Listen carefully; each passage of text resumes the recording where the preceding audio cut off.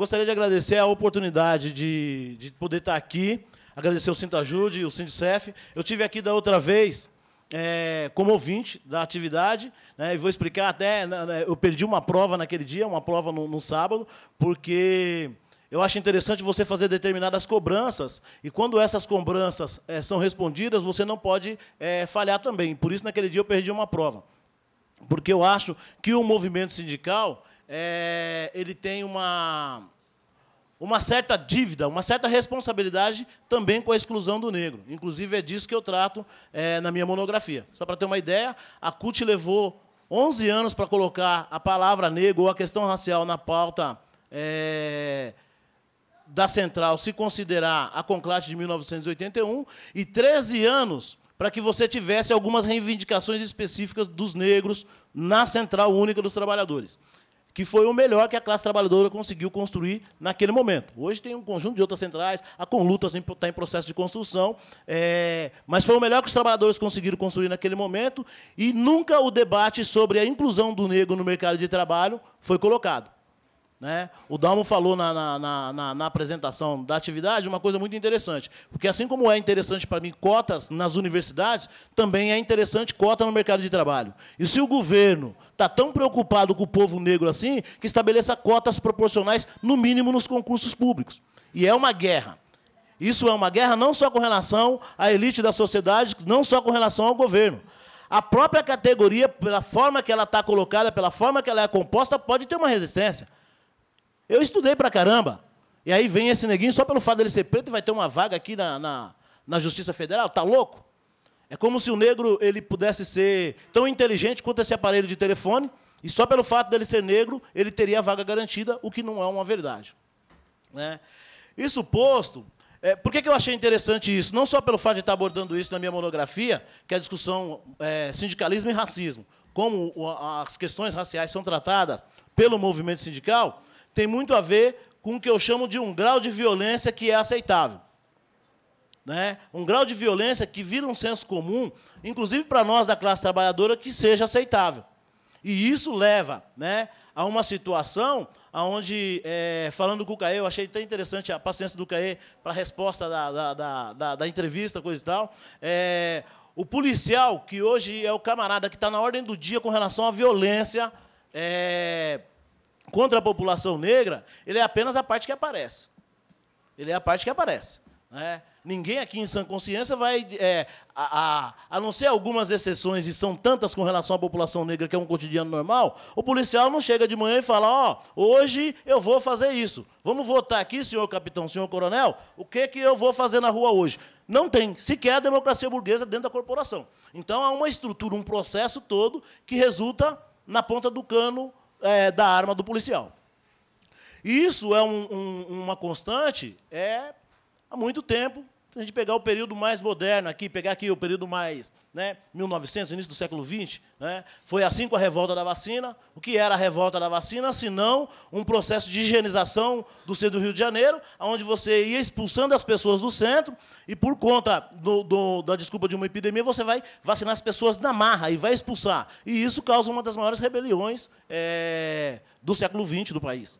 Né? Depois você vai ter a revolta da chibata, que é o quê? Você termina a escravidão, mas você tem negros nos navios, em condições de recrutamento fora do normal, nada a ver com essa situação de recrutamento do serviço militar que a gente tem hoje. Né? Então, praticamente, você pegava pessoas desempregadas ou que tinham alguma passagem na polícia e punha na Marinha. E era legítimo que você chicoteasse essas pessoas.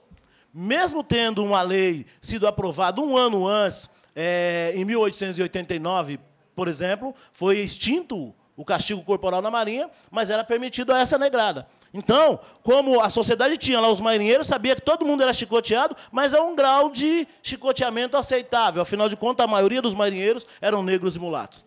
Então, a sociedade capitalista, a elite brasileira, ela tem um determinado padrão de comportamento. E quanto mais você se distancia de uma situação paupérrima enquanto classe trabalhadora, mais você tende a se apropriar desses parâmetros da burguesia.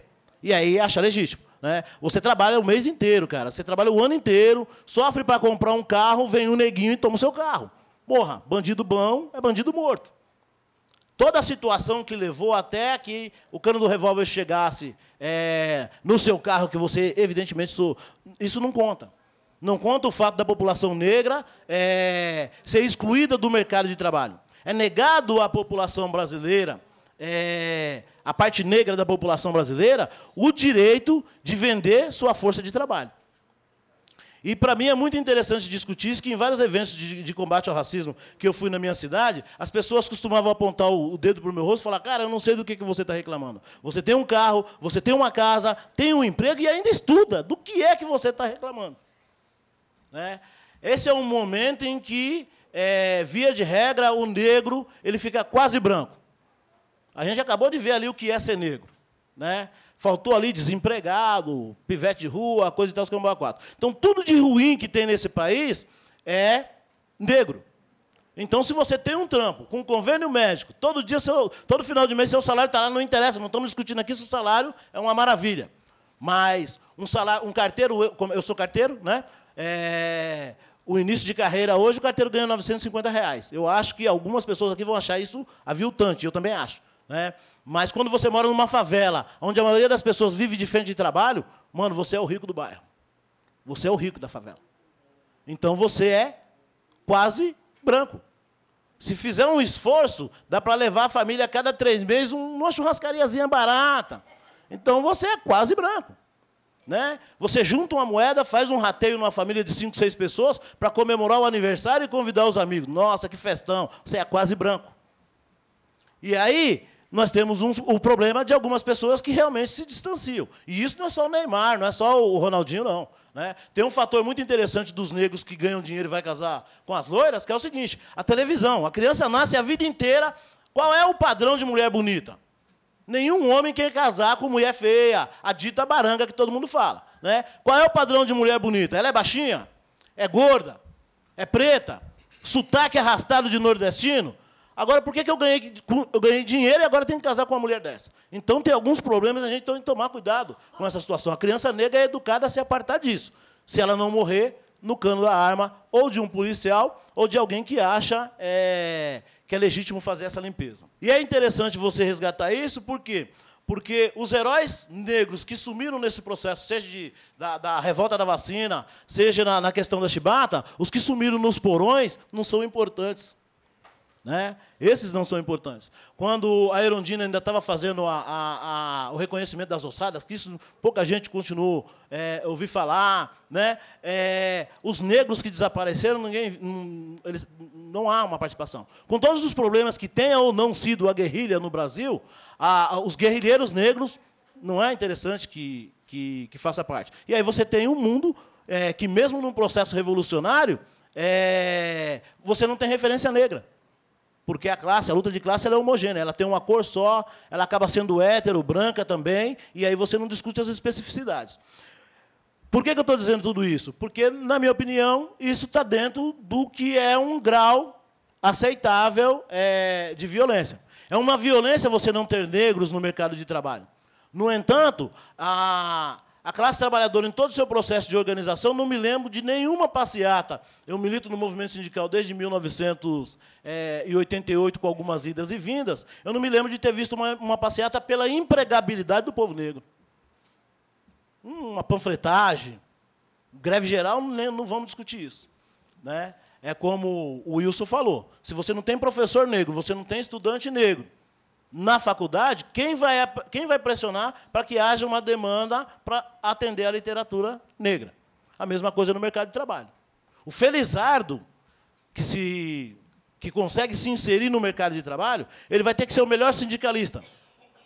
Ele vai ter que ser o cara acima da média para ser aceito por seus pares e não pode colocar a discussão racial na ordem do dia. Até bem pouco tempo atrás, na esquerda revolucionária, discutir a questão racial dentro da questão de classe era uma questão que dividia a classe. Por isso não deveria ser levado a sério.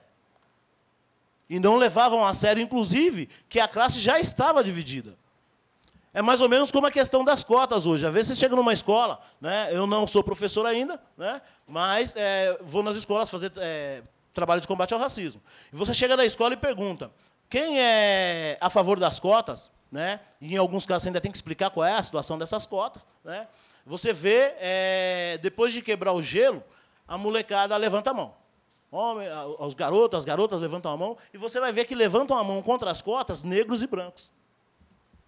E aí o senso comum diz o seguinte, porra, está favorecendo o negão, por que que esse retardado é contra as cotas? Porque o que está vindo junto com as cotas? Junto com as cotas está vindo que eu vou assinar um atestado de burrice, que eu não tenho capacidade, que eu não tenho competência, como o Juninho bem colocou ali. Mas depois que você faz um processo de discussão de todo o processo de exclusão que a população negra passa, a molecada pode não ter 100% de acordo com você, mas se você perguntar, já diminui aqueles que são contrários. A mesma coisa no mercado de trabalho. Por que para mim é interessante estar aqui no Sintrajude? Eu milito numa organização junto com o Dalmo, e a vida inteira eu fico esfregando esse negócio, que a esquerda ela é racista e ela não intervém no processo. E aí, meu amigo, isso é a derrota. Como racista? Esse neguinho está de sacanagem comigo, né? E aí, como é que você combate o racismo? Pô, uma categoria como a de vocês, que é praticamente, a grande maioria é branca. Alguém se atrever a ir lá e dizer o seguinte, a gente precisa discutir essa questão racial, dá trabalho. Então, você tem que sair de Mauá e vir aqui. Homenagear, porque é uma forma diferenciada. Eu, particularmente, acho que se a Conluta tiver que percorrer o mesmo caminho de combate ao racismo que a CUT percorreu, é perda de tempo. Porque a CUT não fez outra coisa a não ser enganar, fazer engodo e criar alguns mecanismos muito interessantes, né? Pelé é ícone para os negros, né? Se você jogar uma bolinha bem, você vai embora. Qualquer cantor de pagode ganha dinheiro, agora eu sou um tremendo perna de pau, não canto nada, vou morrer de fome. Né? Então, você não tem referências. E aí é interessante você ter referência. Tem um professor universitário, na Fundação Santo André, eu fiz uma guerra para a contratação de um africanista, porque quem dava aula de história africana na Fundação Santo André era uma professora especialista em ibérica e branca. E eu ainda quase fui preso por isso. Então, é muito difícil você inserir. Ou seja, é uma espécie de violência consentida. É normal não ter professor negro. Então, para mim, tudo bem. Então, você acaba, de certa forma, consentindo isso. A questão da raça e classe também é uma discussão muito interessante. E ela me interessa. Eu também acredito que não há uma forma de você destruir o racismo se você não destruir o capitalismo. Mas essa luta de destruição do capitalismo, essa associação raça e classe, ela é uma associação feita de forma permissionista. O que me é permitido fazer no combate ao racismo? De que forma pode ser moldado o meu discurso para que eu seja um legítimo marxista e um defensor da destruição do capitalismo. Determinadas coisas não são. Determinadas ações não são. Né? Então, por exemplo, discutir fome. Eu acho... discutir, por exemplo, a qualidade da comida, almoço, café e janta, não faz o menor sentido para quem está com a barriga cheia. Mas na favela faz um puta de um sentido, porque às vezes o cara não toma café para almoçar. E aí, conforme eu vou graduando na história, eu vou tendo um emprego, eu vou me afastando disso, me apartando disso. E passo a fazer o quê? Discurso da fome do outro. Discurso do desemprego do outro. É muito tranquilo você discutir o alto índice de desempregos da população negra estando empregado e distante. É uma certa violência consentida. Infelizmente, o capitalismo é assim mesmo, não há o que fazer. Infelizmente, o capitalismo é assim mesmo. Enquanto a gente não destruir, o negro vai ficar nessa situação. Então, eu quero fazer essa discussão. Como é que a gente avança nisso? Né? Por um outro lado, a coisa mais estranha e mais difícil que eu encontrei na minha vida até agora foi fazer o curso de História. Porque quando você chega lá, você já tem um terreno demarcado. Né? Então, a tendência é você tentar seguir a escola marxista. E aí você encontra alguns problemas. Não dá para ser um negro anticapitalista, marxista, e não ter uma literatura. Você não tem uma literatura de negros marxistas que trata sobre a questão racial. Pouquíssima, bem pouquíssima coisa, e na maioria das vezes não aparece na escola. E aí, você fica naquela situação. A maioria dos negros que dão certo na universidade, salvo raríssimas exceções, caminham para o campo da direita. Por quê? Porque tudo que ele tiver intenção de fazer na esquerda não é revolucionário. De braços com a direita é que ele não vai produzir. Aí, então, o que ele pega? Com relação ao viés de classe, ele pega como se ele pegasse a banheira, botasse o bebê dentro, desse um banho na criança e jogasse água com o bebê e tudo fora.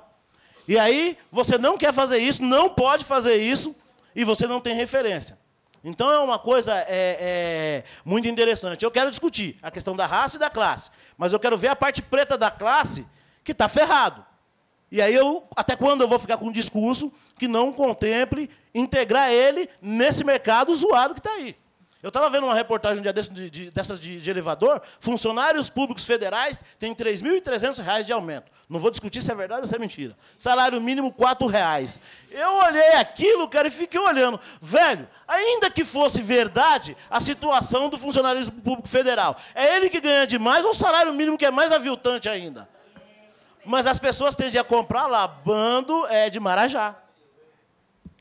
É por isso que é muito tranquilo quando o governo faz uma campanha contra o funcionalismo público federal. É Marajá, não tem problema perder um pouquinho, não, né? Afinal de contas, coitado do salário mínimo tão pequeno, mas ele também não cresce. E as pessoas absorvem esse discurso. Então, para dar uma continuidade, isso, para mim, na minha opinião, tem a ver com a violência que ela é consentida. E ela vai perdendo o controle.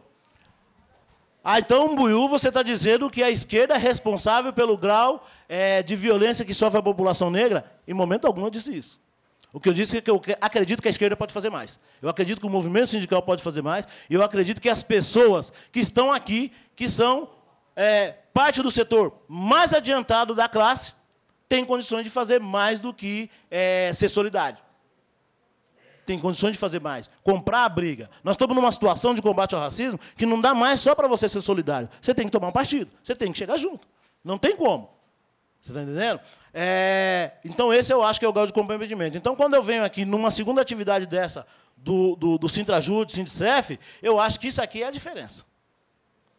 Os sindicatos, que são base de sustentação da CSP com lutas. A CSP com lutas está traçando um caminho diferente. E que tem que ser para além simples da discussão. A CUT levou 13 anos para fazer a discussão. Continua fazendo a discussão. E para os negros do PT, as cotas universitárias é o upgrade. É o topo das políticas afirmativas. Eu quero trabalhar também, eu quero emprego, quero casa boa, quero o que todo mundo quer. E quando eu estiver em condições iguais, eu também quero destruir o capitalismo. Mas, enquanto não destrói, eu tenho necessidade de uma sobrevivência. Então, romper com o permissionismo. Né? O que é permitido? Né? Então, de repente, montar uma cooperativa numa favela de costura com mulher de ex-presidiário não é revolucionário, mas elas precisam comer. E aí, como é que faz? Quem que vai bancar? O cara que já está mais duro e quebrado do que aquele outro que está tentando fazer? Como é que a gente pensa uma forma de... Se você ainda não pode incluir no mercado de trabalho, como que você intervém? Quando tem... eu vejo uma prática racista do meu lado. Puta, olha só, isso é uma treva com a derrota. Não pode uma coisa... E continua andando. E aí, quando muda essa situação? Para concluir, que eu acho que está praticamente encerrando o ponto, pegar a questão da própria violência policial. A polícia é uma ferramenta. A polícia é uma ferramenta. E é muito engraçado, porque você costuma ouvir muito que o racismo no Brasil até é ruim, mas ruim mesmo é o racismo nos Estados Unidos, né? Ou no extinto apartheid da África do Sul. Na década de 80 foi produzido um estudo que mostrava a forma violenta como a população negra morria de objetos contundantes, o grau de violência. E os números de mortos, de negros mortos no Brasil, eram semelhantes ao da África do Sul do apartheid. E o racismo é ruim em qualquer lugar do mundo. Mas, se enquanto o racismo norte-americano, que determina o grau de racismo, é o lugar onde os pretos não entram, opa, o Wilson acabou de fazer faculdade, mestrado, doutorado, e não tinha preto lá. Então, na USP não tem lugar para preto. Se você entra num restaurante, façam esse teste. Entra num restaurante para comer e não olhem as famílias de negros comendo, não. Veja a quantidade de garçons negros servindo à mesa. Próxima vez que você for comprar um tênis, veja a quantidade de vendedores negros que vão te atender. Então, a gente começa a perceber que a maioria dos lugares onde você vai ter condições mínimas de trabalhar não é lugar para preto na sociedade brasileira. Então, confirma-se os estudos que o Brasil é o país mais racista do mundo. O que a polícia tem feito agora, ela já fazia também na década de 90, final da década de 80, quando juntavam uma garotada aqui no Parque do Anhangabaú para dançar break, vinha a negrada da Zona Sul, coisa e tal, e a polícia espancava aí no meio da rua de boa. Né? Muita gente já saía de perto, porque perto daqueles pretos, a polícia vem e baixa o pau. Tem uma pergunta que foi feita na entrevista que o Caê fez comigo que eu achei muito interessante, que é com relação à ligação dessa ação violenta da polícia com relação à questão, porque em 2006 havia uma guerra declarada com relação à questão do PCC por conta do sistema prisional. E aí eu respondi que o que mudou no sistema prisional de 2006 para cá? Praticamente nada. Então, se esse era o motivo do primeiro processo, com certeza, o motivo do segundo. O que tem acontecido é que aquele senso comum de que bandido bom é bandido morto, e aí quem estava do lado e é inocente é só um efeito colateral, tem muito a ver com o resultado da votação que teve o capitão da rota. Né? Então, é muito difícil você eleger um negro socialista, por exemplo, mas é fácil você eleger um capitão da rota. Não tem tanto rico assim para dar tanto voto. Tem um problema na nossa classe. Tem algum problema na parte da nossa classe que a nossa forma de fazer sindicato, a nossa forma de fazer esquerda, a nossa forma de fazer partido não está atingindo. Né? Para você ver a votação expressiva do Telhada, para você ver a invasão dos grupos de extrema-direita na própria internet, para você ver um grupo de pessoas tentando reorganizar a arena, que todo mundo sabe qual é o papel que a arena cumpriu na ditadura militar. Então, quando a polícia sai fazendo essa faxina, tem a ver com as Olimpíadas? Tem. Mas eu trouxe esse dado da década de 80, comparando a mortandade dos negros no Brasil com a mortandade dos negros na África do Sul, para mostrar que a violência contra o negro ela é o tempo todo, ela é constante. Em dados momentos, perde um determinado controle e vira conversa a nível nacional. Vira conversa a nível nacional. Né? Todo mundo já sabe, desde a década de 80, que enquanto, por exemplo, um trabalhador branco ganha R$12 por hora, uma mulher branca ganha R$7 por hora, um homem negro ganha R$5,50. Né? A mulher negra, R$1,70, ou agora 1,7 salário mínimo. E é muito natural, porque o movimento feminista que explode no Brasil na década de 70, e que a mulher vai assumir o seu posto no mercado de trabalho, coisa e tal, a maioria das mulheres que se destacaram na política, seja sindical ou seja partidária, inclusive no campo da esquerda, tinha uma negra cuidando da sua família. E isso é um fato. Agora, vamos continuar nos degradando ou vamos solucionar o problema? Porque eu acho que deixar de contratar a negra para limpar a sua casa porque não é legal e contratar a branca, mantendo a negra no desemprego, não sei se é a solução. Você vai trocar 6 por meia dúzia. Mas, pelo menos, eu não tenho uma negra em casa. Mas eu tenho alguém lá. E aí, como é que a esquerda pensa isso? Eu acho que a polícia tem aproveitado para poder avançar um pouco mais na limpeza étnica. Né? Recentemente, parece que houve uma conversa informal de que uma lista vazou com a galera que já tinha passagem. Então, se é o Wilson que tem passagem, eu vou passar aqui, tem mais uma meia dúzia de negros, vou completar o serviço e matar todo mundo. Beleza, não tem problema. E, com as obras da Copa e das Olimpíadas, nós temos um problema. Eu ia trazer um curto vídeo para vocês darem uma olhada, que a violência em São Paulo hoje estourou e está na ponta da língua de todo mundo. Mas as obras da Copa estão matando muita gente no Rio de Janeiro. E um grupo de independência está fazendo um vídeo, inclusive, para denunciar isso em escala mundial. Ou seja, o que já era comum, né? Tem jornal que está dizendo que estão reclamando dos que estão morrendo em São Paulo, mas é muito menos do que morreu na Bahia no mesmo período, ou vice-versa. Então, a quantidade que alarme, não a forma. O extermínio do negro ele não se dá apenas no cano de um revólver de um policial. Embora isso é muito comum e relativamente com um grau de aceitação desde que não extrapola. O problema é que extrapolou, né?